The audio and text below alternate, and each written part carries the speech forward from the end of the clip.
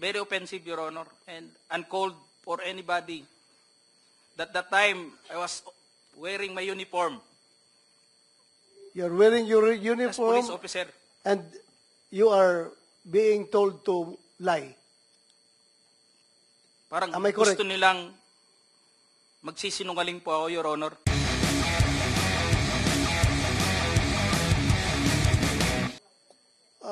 Colonel Grijaldo, isa ka sa mga pinapatawag doon sa hearing sa Quadcom. Yes, Your Honor. Well, pwede mong i-share kung anong gusto mong i-share dito sa committee na ito? Yes, Your Honor. Right. Mr. Chair, Your Honors, sa ating lahat, magandang hapon. Allow me to read my opening statement. Matapos ang House Quadcom hearing na umabot ng 14 hours, dumating ako sa bahay ng madaling araw ng October 23. Kasagsagan ng bagyong Christine.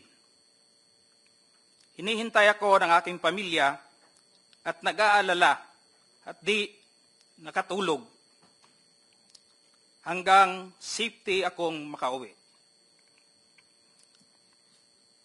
Dala-dala ko ang masamang karanasan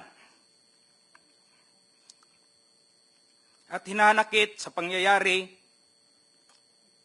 pero di ko agad nasabi sa aking asawa. Hanggang lumipas ang ilang araw, napansin niyang matamlay at di ako mapakali. Di ko matiis na di ko sabihin sa kanya, kahit alam kong apektado siya at may nervyos pag ang pag-usapan ay tungkol sa trabaho ko. With great courage, I confided everything to her. Kahit ito ay malaking problema, and it will affect us, and it will change on our normal and simple life. My career for almost 30 years of service, our personal and family safety and security, and maybe I will be condemned or be ostracized. My wife hugged me and started to cry and asked me why. I told her patagal na tayong nagsusumikap and we have to be strong and survive together. Mauna ni ang panahon nga magpakabanata means makialam. Lisod maging witness rata o maging innocent bystander. Maangol gyapon ta o maging casualty tayo. Gipasabot nako sa iya ha. I have to explain to her, kailangan naay mo barog sa kamatuoran.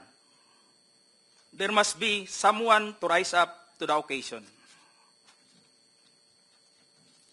I told her that I have the moral obligation and a call of duty to uphold as police officer. In the eyes of God and in the soul of man, I have to say this, even God was betrayed 3 times. But this time, I have to say this, I don't want to betray our beloved country, our fellow Filipinos, and to God Almighty. I don't want to discredit the men and women of the Philippine National Police, the institution where I belong. I don't want to destroy my beloved alma mater, the Philippine National Police Academy, who molded me with moral values to speak for the truth, that I owe, and it's time to give it back, the honor and respect. Your Honor, allow me to read my affidavit. Great. Sige. David, Yes, Your Honor. sige, also submit a copy to us. Sige, Yes, Your Honor. Mahaba po yan? Ilang pages po yan? Saglit lang ho, Your Sige, Honor. go ahead. Allow me to read, Your Honors, my affidavit. I, Police Colonel Hector U. Grijaldo, third level officer, presently assigned at Personal Holding Administrative Unit, Camp Crame, Quezon City, after duly sworn to, under oath and in accordance with law, do hereby depose and states that I've been dedicated to public service for almost 30 years. And since I took my oath as cadet on June 1, 1995, on October 16, 2024, I was again invited as a resource person in the 9th Joint Public Hearing of Committees on Dangerous Drug, Public Order, Safety and Human Rights, and Public Accounts of the House of Representatives scheduled on October 22, 2024 at 9:30 a.m. I, together with other invited PNP personnel, attended the joint hearing in the House of Representatives. After I answered questions related to extrajudicial killings and the reward system, I was approached by a security personnel while I was seated in one of the witnesses during the hearing. The said person told me that I was summoned by Congressman Dan Fernandez. I went out of the room with the security personnel. When we were outside, he told me to go to the left corridor and proceed straight to the end room. While walking, I saw other witnesses who were standing in the corridor, including my classmate, Major Portalesa and Captain Anoba, who was wearing a PNP uniform, and the latter acknowledged me by saluting. When I entered the room, I saw two lawyers of Police Colonel Garma standing inside the room. One of the lawyers approached me and then asked me what we are going to talk about. I said, I do not know. After a while, Kong Dan Fernandez entered the room and he asked me to sit beside him on his right side. And then Kong Abante entered the room, sat far end of the chair on the right. One of the lawyers of Police Karma stood near at my back. Kong Dan Fernandez put the paper he was holding on the table and told me, ito ang sasabihin mong statement na ito. While pointing on the paragraph on the paper, ito ang supplemental affidavit ni Colonel Garma. Sabihin mo, alam mo ang reward system. I-confirm mo lang. Kong Dan told me to read the said affidavit. However, I asked the copy of affidavit he was showing to me to read it. He did not give it to me. The lawyer of Police Colonel Garma said, ikaw lang ang pwedeng magsabi niyan, sabi ni Colonel Garma. I was puzzled and I asked myself, why me? I respectfully told him that I cannot confirm. They are saying, as I have not read the affidavit. We went silent for a while. And then Kong Dan Fernandez said, while holding the affidavit, saan ka pwede? Dito, noong 1999, about DDS, alam mo to, pulis ka na sa Davao nito. I politely told him that I was not still with the PNP because I was working with the Bureau of Jail Management and Penology in 1999 that time. After some time, Kong Abante asked me how many years do still I have with the PNP. I answered, I still have 4 years before my retirement. Then he made a remark, pwede ka pang maging general. I humbly responded to him, masaya na ako sa ranggo ko, sir. Pagkatapos nito, sir, uuwi na lang ako. At magtatanim na lang ako ng kamote sa amin. The cordial conversation between us continued. And I felt that they wanted me to convince me to do what they wanted me to do. Then Kong Abante asked me where I serve as a chief of police, to which I answered, Mandaluyong City Police Station, sir.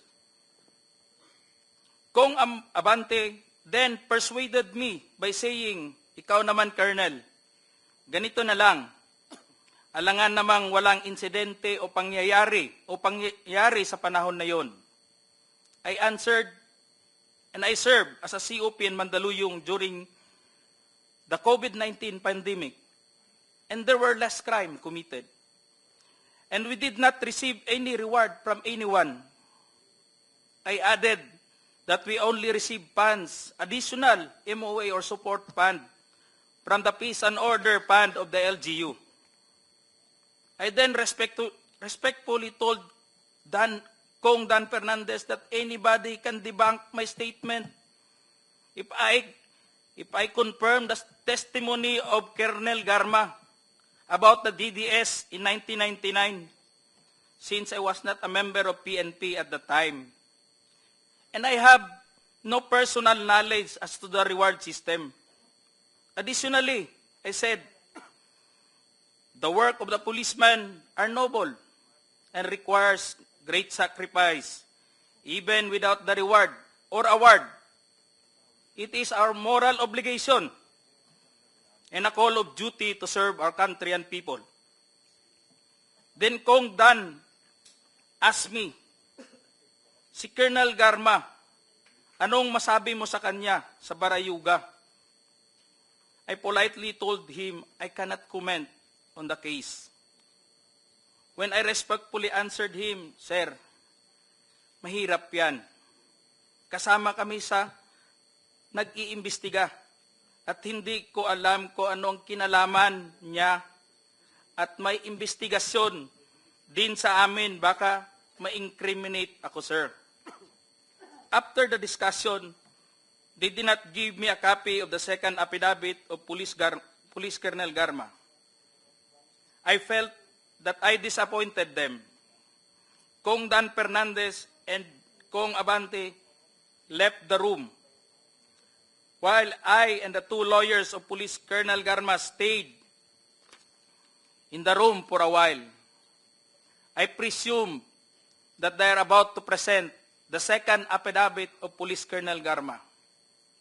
I asked the two lawyers of Police Colonel Garma why they have chosen me. They did not answer me and just stared at me. And that I went back to the hearing room. When I went back to the hearing room, I immediately called the attention of Police Colonel Lito Patay, who were sitting behind the witness table. We proceeded at the back of the lobby area when they suspended the hearing. I confided and discussed to him what happened in the room with Kong Dan Fernandez and Kong Abante and the two lawyers of Police Colonel Garma. That's all, Mr. Chair. Thank you, Colonel Grijaldo. What motivated you to speak before this committee?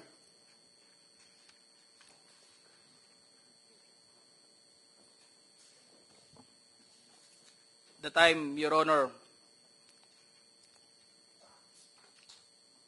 I was insulted and it is very offensive. And I think it is inappropriate for anyone to act like that. Meaning, you feel that you are being coached to make that statement? Yes, Your Honor. I feel I've been corrupted to make that statement, Your Honor. Bakit? Just because that time, habang nag-uusap-usap, habang nagkakaroon ng deliberation doon sa hearing, Your Honor, hindi ko alam kung may present nila si Colonel Garman at that time, Your Honor, na mag-ano nung second supplemental, ay yung supplemental affidavit niya. So do you feel harassed? Did you feel harassed? It's an harassment and very offensive, Your Honor, and uncalled for anybody. That time, I was wearing my uniform You're wearing your as police uniform officer. and you are being told to lie. Parang Am I correct? gusto nilang magsisinungaling po ako, Your Honor. So, Colonel Grijaldo, I would like to thank you for your courage. I'm sure maraming police ngayon nanonood. And if you have observed, mabuti na nagsalita ka. Dahil if you have observed, the way they are treating policemen in the Quadcom, it's very hard. I feel them. I feel them. Because naging police din ako. Kapag sasabihan ka lang, answer yes or no. You can only answer yes or no. You're not allowed to explain yourself. So, para bang you are being deprived. You are being deprived of your right to explain yourself. Kaya, lalong-lalo na kapag ikaw itinuturuan na itong sasabihin mo, itong paragraph sasabihin mo, o dito, pwede ka ba dito? So, that's very inappropriate and it's very irregular for a lawmaker making an investigation in aid of legislation to make that kind of approach to a resource person na parang pinipilit na itong sabihin mo, iko-coach ka, ito, pwede ka ba dito? Parang lumalabas na meron talaga silang preconceived na goal na kung anong dapat lang mahit dito, kaya ginaguide yung magiging statement mo. Am I correct? Yes, Your Honor. So ngayon, Mr. Chairman, kung nakikinig yun ang Philippine National Police, lalong-lalo na yung liderato ng Philippine National Police, I don't know what's his reaction with the statement of Grijaldo, because Colonel Grijaldo is just, I congratulate him for being so courageous enough to speak up for the truth in behalf of all the policemen na parang winawalang hiya sa mga tao na dapat hindi magwalang hiya sa inyo. Ay, kung nakikinig yun ang Chief PNP, I hope this is your person, this is your man. Dapat dipinsahan ninyo ito. Huwag ninyo itong ilagay sa litsunan. Huwag nyo ilitson itong tao na ito. Because he's standing for the PNP. Na dapat hindi ganun ang treatment ng mga resource person pagdating sa investigation. Kasi parang ang baba ng tingin sa inyo, ng nag-iimbestiga sa inyo. Yun lang ang nakikita ko. Masyadong mababa. That's all, Mr. Chairman. Thank you, Congratulations. And Thank you, we'd like to Senator thank you for Bato. standing up.